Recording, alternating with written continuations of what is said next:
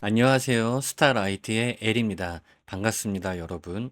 영상 전에 공지사항 하나 드리면 전 오늘 밤 12시 전후로 커뮤니티를 통해 공지를 할 테니까요. 평소 저의 매매 상황을 참고하시는 분들은 알고 계시면 좋을 것 같습니다. 어제 나스닥 증시는 상승과 하락을 왔다 갔다 하다가 결국 상승으로 잘 마무리를 했습니다. 장 초반의 분위기는 썩 좋지 않았습니다. 특히 반도체 섹터의 분위기가 좋지 않았는데요. 이런저런 요인들이 복합적으로 어우러지면서 안 좋은 영향을 끼쳤지만 대표적으로 몇 가지만 들여다보자면 일단 중국 정부가 자국 기업들에게 엔비디아의 H20 반도체 칩을 구매하지 말라고 권고했다는 소식이 전해진 게 있습니다. 아직까진 강제성이 있는 조치는 아니고 말 그대로 권고사항일 뿐인데요. 미국 정부의 대중국 수출 제재안이 향후에도 계속 나올 것을 대비해서 지나친 미국 기업 의존도를 낮추기 위한 방편으로 봐야 할 것 같습니다. 그래서 이 소식 때문에 어제 장 초반에 엔비디아를 필두로 반도체 섹터가 전반적으로 약세를 보였습니다.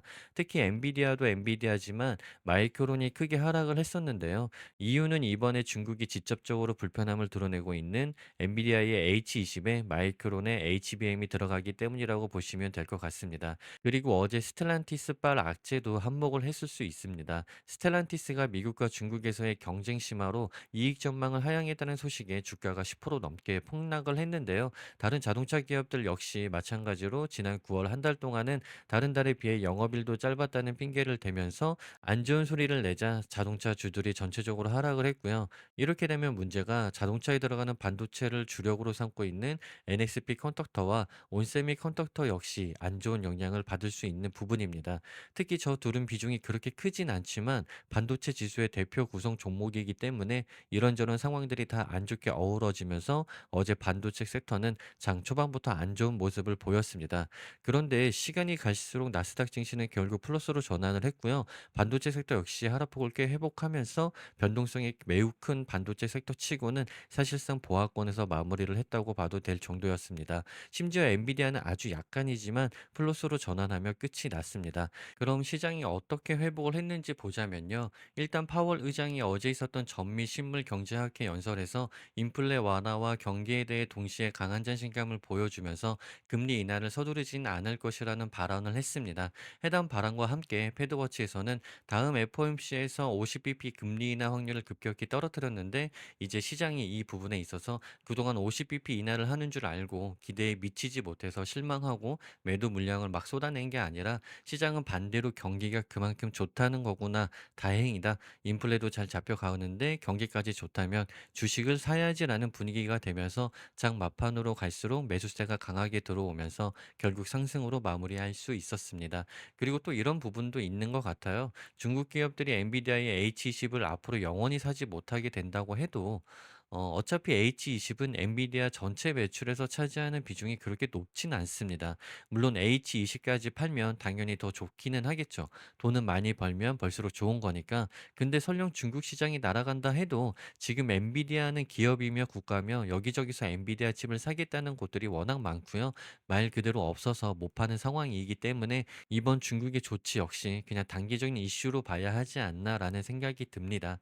하지만 마이크론의 입장은 좀 다릅니다. 마이크론이 요즘 잘 나가는 건 맞지만 그래도 엔비디아만큼 돈을 쓸어 담고 있는 기업은 아니라서 중국이 상당히 중요한 매출원이기 때문에 마이크론은 여전히 의미 있는 회복을 보여주지 못한 채 마무리했다고 보시면 될 것 같습니다. 네, 그럼 기업 소식 몇 가지 전해드리면요. 일단 애플은 웨드부시와 JP모건 같은 월가의 기관들에서 아이폰 16의 수요 부진이 점차 해소되어 가고 있으며 좋은 결과가 나올 수 있다는 의견을 제시한 것에 힘입어 좋게 상승으로 마무리를 했습니다. 또 알파벳, 구글 역시 파이퍼 샌들러가 비중 확대 의견과 함께 목표 주가 200달러를 유지하면서 방독점 이슈 역시 잘 해결될 수 있을 것이라는 평가를 했고요. 아시아 지역에서 AI 기술 개발을 위해 태국에 10억 달러를 투자한다는 소식까지 들려오면서 좋게 상승을 할 수 있었습니다.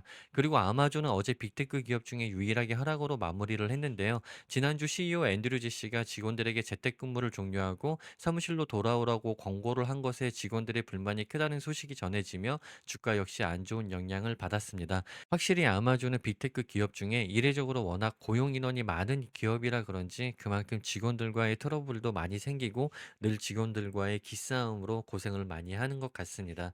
그리고 마지막으로 테슬라 소식 전해드리면요. 어제 자동차 섹터가 전체적으로 좋지 않았습니다. 스텔란티스의 이익률 하향 조정뿐만 아니라 영국의 에스턴 마틴도 중국 내 수요와 공급망 문제로 고생을 하고 있다는 입장을 냈고요.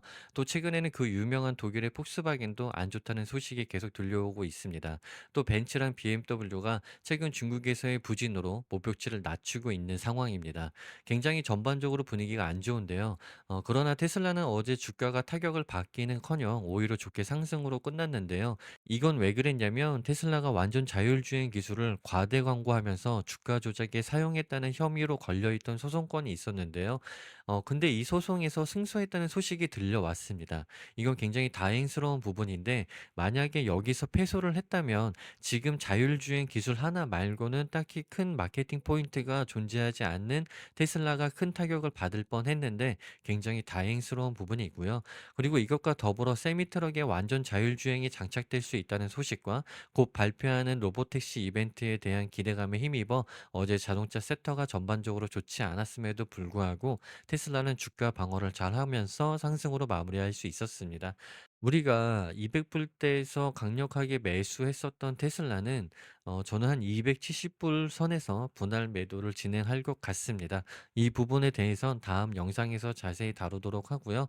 저는 어제 커뮤니티에서 말씀드렸었던 것처럼 XOSL 36불대에 소량 분할 매수하였습니다. 오늘은 9월 S&P 글로벌 제조업 PMI와 ISM 제조업 PMI 그리고 8월 졸지 구인 이직 보고서가 나오는 날입니다.